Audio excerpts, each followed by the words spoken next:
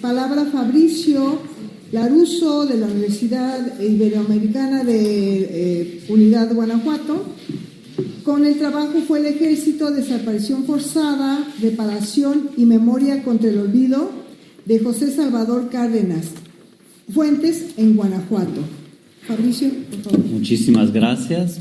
Y sin más voy comenzando con la exposición, que se divide más o menos en 4 partes. Hablar de este caso en especial, un poco la cronología. Igual no voy a dar todo detalle, lo dejamos también para la fase de preguntas, pero llegar un poquito al significado de este trabajo que he realizado este año, aunque viene de un contexto de trabajos en Guanajuato sobre el tema de la desaparición y la búsqueda, digamos, de larga data ya, ¿no?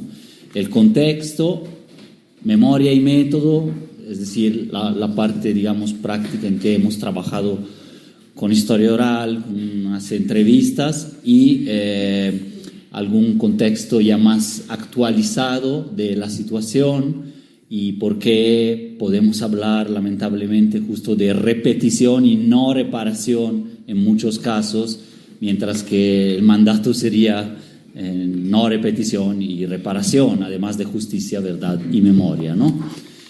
Bueno, vamos a hablar entonces de José Salvador.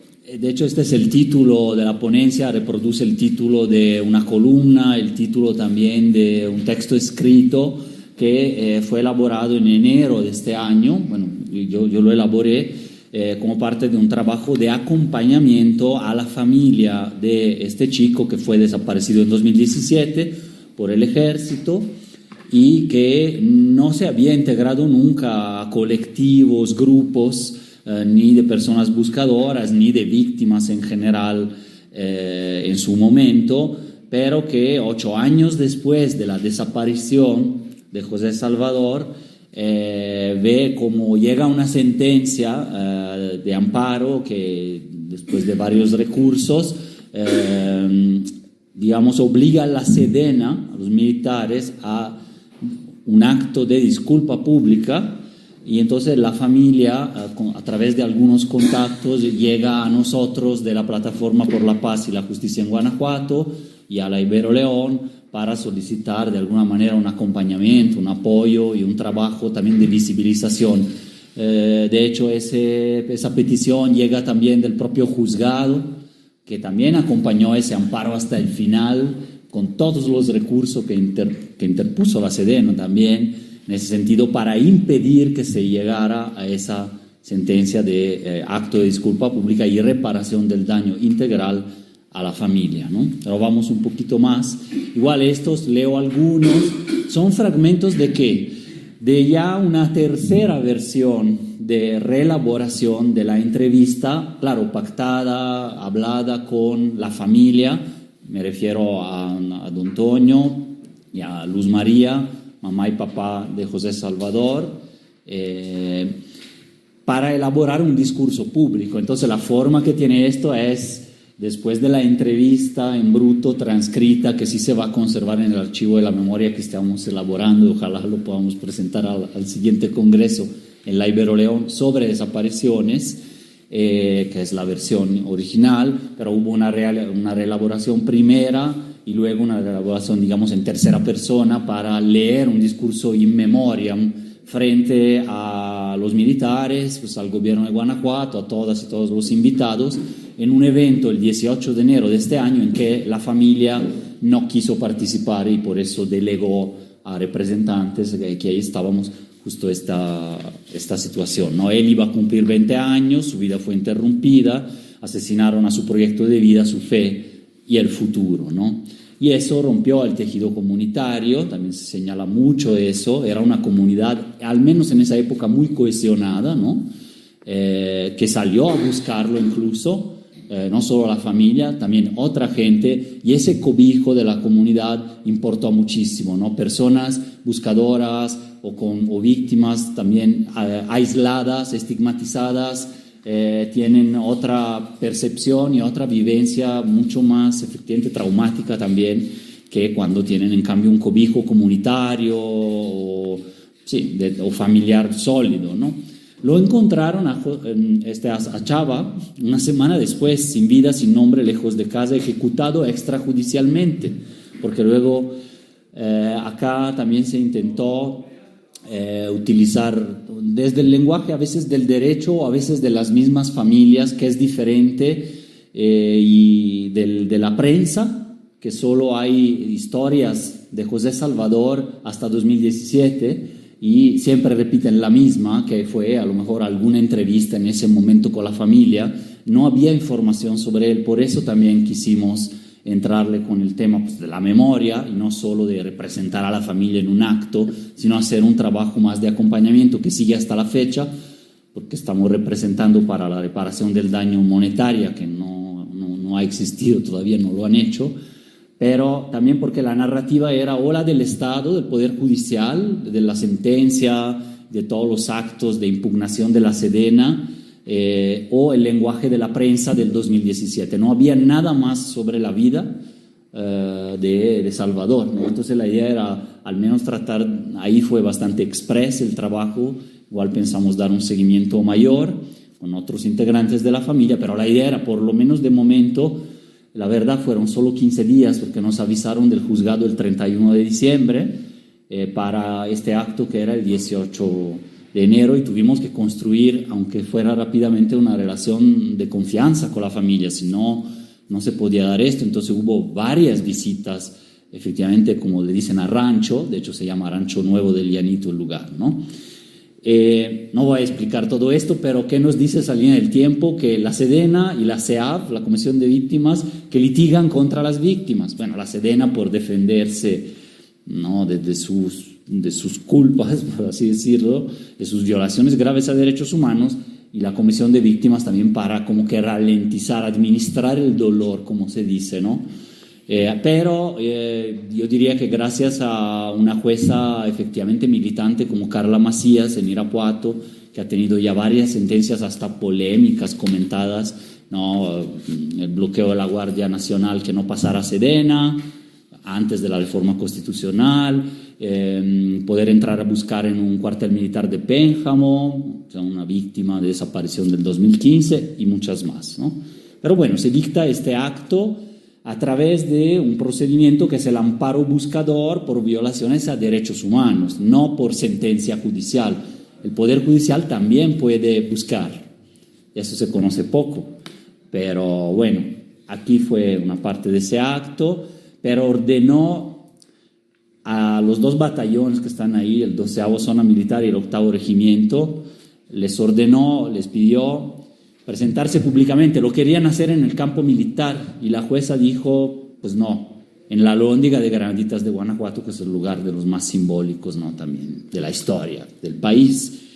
La familia no acudió, realmente estuvieron, pero a lo lejos, escuchando, y algunos integrantes de la familia sí quisieron escuchar esos 2 discursos, uno de Raimundo Sandoval, colega de la plataforma, y uno que fue el mío, ¿no?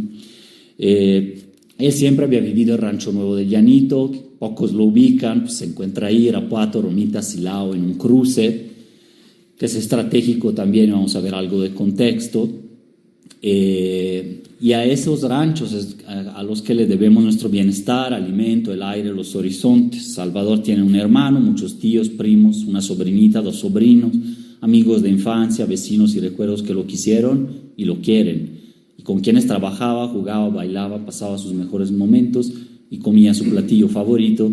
Eso me fue repetido muchas veces, que era su platillo favorito. Luego hasta me lo dieron de comer, los nopales fritos con garbanzos que le mandaba su abuelita, pero que también su mamá prepara todavía. Risueño y jocoso, bailador y amante del fútbol, José era un fiel de las cascaritas en la cancha de rancho con sus amigos, y destaco el tema de la cancha. Hay muchos más, pero ahora voy seleccionando algunos por los tiempos. En la cancha de fútbol, al ladito, encontraron en mayo como le llaman, una fosa clandestina masiva, nuevamente en Rancho Nuevo del Llanito, o sea, donde juega la gente, los niños. Ahí mismo es un sitio de ocultamiento, ¿no?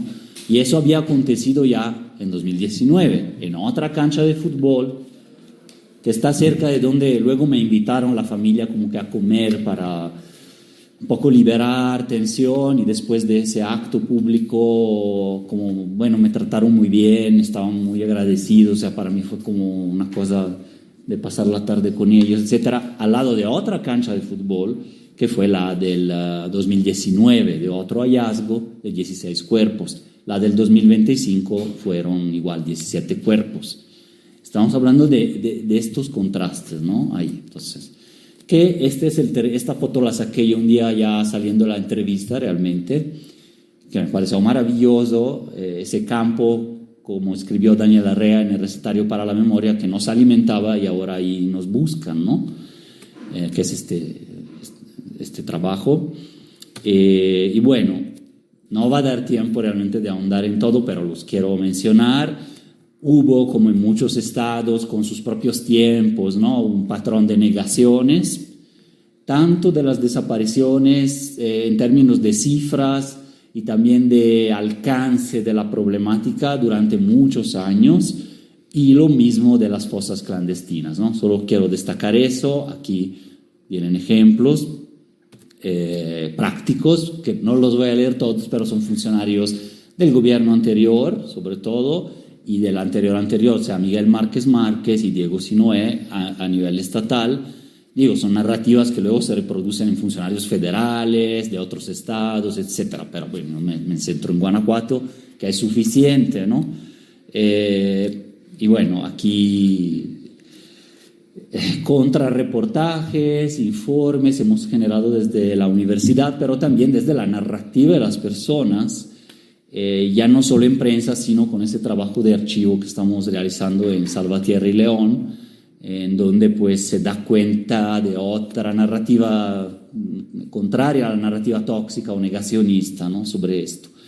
Ahí usando un lenguaje, un concepto, una noción de Rosana Reguillo de la contramáquina, ¿no?, contrapuesta a la necromáquina, hecha por redes, básicamente asociaciones de fuerzas, de personas, colectivos, academia, periodismo del bueno, que también en Guanajuato ha ido surgiendo, ¿no?, algunas y algunos compañeros reporteros, y la sociedad, ¿no? Solo para decir que es difícil negar esa realidad, ¿no?, pero hasta las primeras líneas moradas, las últimas, no había datos como que fehacientes, había un registro anterior muy carente, el actual yo juzgo que es un poco mejor, aún así con varias carencias, pero fue subiendo fue subiendo 8 veces en 6 años y medio el número de personas desaparecidas registradas en Guanajuato oficialmente, pero según el color es que hemos tenido que elaborar nosotros la fuente desde la investigación, ¿no? Y ahí también, claro, que los testimonios van corroborando esa realidad de los datos un poco más fría, ¿no?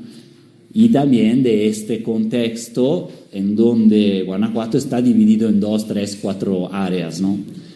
El corredor industrial, fuente de crecimiento económico, más no de desarrollo, pero también de grandes contrastes, y que es la zona más violenta, ¿no?, históricamente, con diferentes motivos. Ahora cito el operativo del 2017 porque ya antes de la llamada guerra al huachicol, de cuando entró López Obrador, había operativos de ese tipo, y Irapuato, que es justo esa región, también era centro y epicentro, bueno, de ese delito, pero que es un delito de redes criminales, ¿no?, en que entran funcionarios de Pemex, policías locales, agentes ministeriales, grupos externos antes dedicados al narcotráfico, pero que ahí también se enseñan. Me refiero a grupos de zetas que de Michoacán encontraban su santuario en Guanajuato y dieron origen, al parecer, al negocio del robo de combustible. Ahí eran bastante especializados en eso, desde la cuenca de Burgos y toda esa historia, ¿no?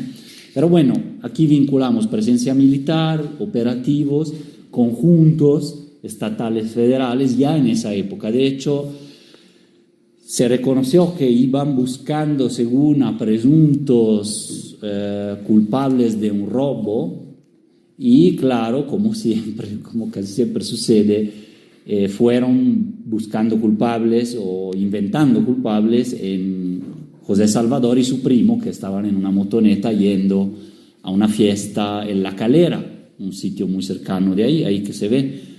donde en el mes de agosto encontraron otra fosa clandestina con 32 cuerpos, agosto de este año. Pero ellos en 2017 ahí iban a bailes, él era muy bailador. Pero pues pararon la motoneta, fueron, bueno, uno de los dos fue al baño, digamos así, su primo, y los militares los encontraron, y claro, es una criminalización de la juventud racializada, del campo mexicano, ¿no? del rancho, básicamente, que fue en contra de ellos, ¿no?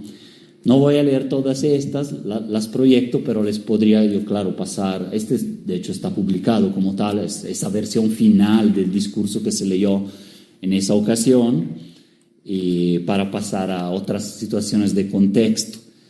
Acciones urgentes de la ONU nos hablan del fenómeno de la desaparición forzada. Entonces, lo menciono de contexto, decir que hay ya 25 abiertas en Guanajuato, ¿no? También un contexto de violencia en contra de personas buscadoras, con 6 personas asesinadas, reconocidas, digamos, y 5 desaparecidas. Y finalmente los tópicos que tratamos en la entrevista en ese momento, también pactados con la familia, que fue en su casa, en un momento de relativa tranquilidad, en que podían hablar. Ya han pasado 8 años, es distinto trabajar, digamos, con víctimas directas, indirectas, pero inmediatas, y que iban desde la historia del antes y el después de la comunidad y de la propia familia, la composición de la familia y la vida. La idea era ofrecer al menos una memoria de la vida de José Salvador, ¿no? Porque siempre se centran en el caso y en su muerte, que ocurrió una semana después de la desaparición por los militares, ¿no? Que quisieron reaparecerlo como un ejecutado del crimen organizado, o sea, con un tiro de gracia, ¿no? Cuando pues básicamente fue una ejecución extrajudicial con desaparición. Ese proceso tampoco avanzó por homicidio, ¿no? El único que avanzó es el amparo buscador por la desaparición y esa violación de derechos humanos en ese momento.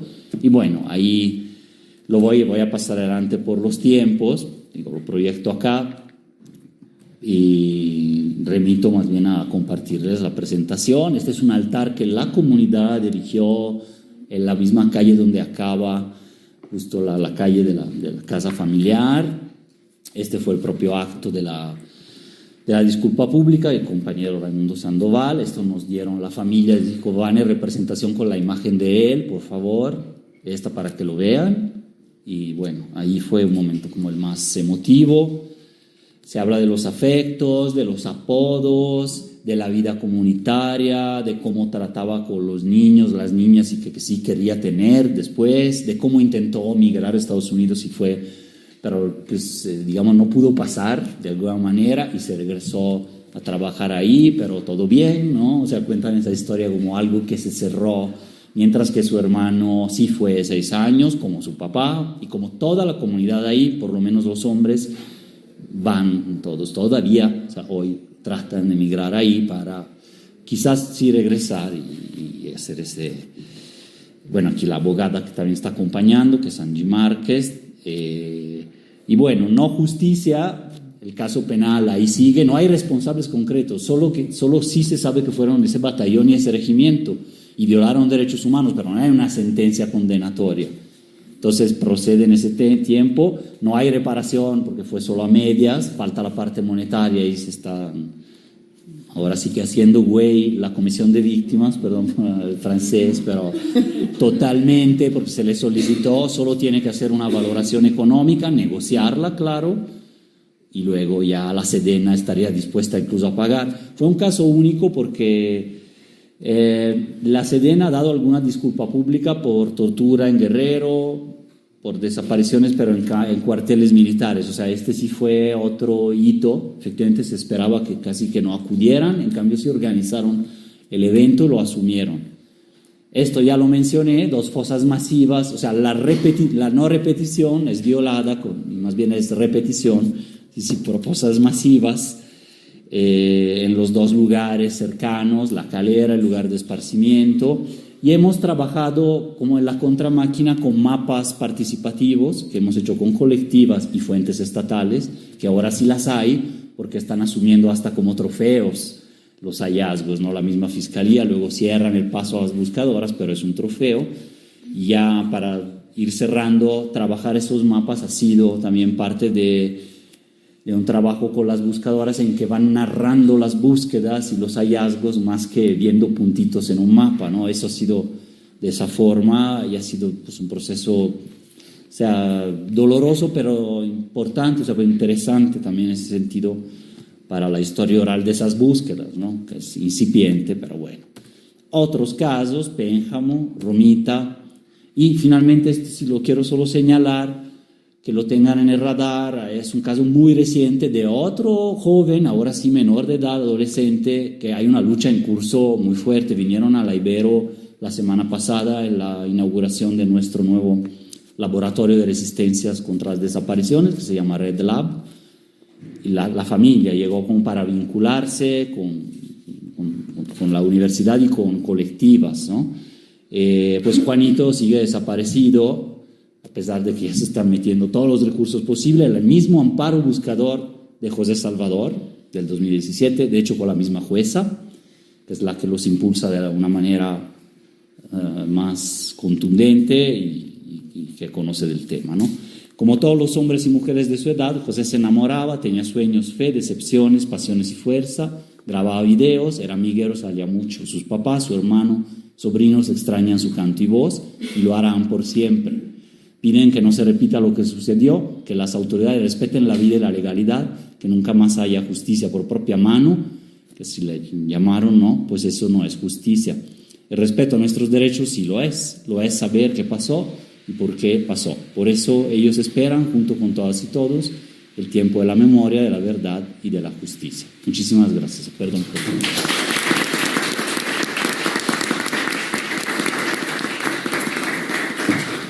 Bueno, entiendo que palabra Fabricio Laruso de la Universidad Iberoamericana de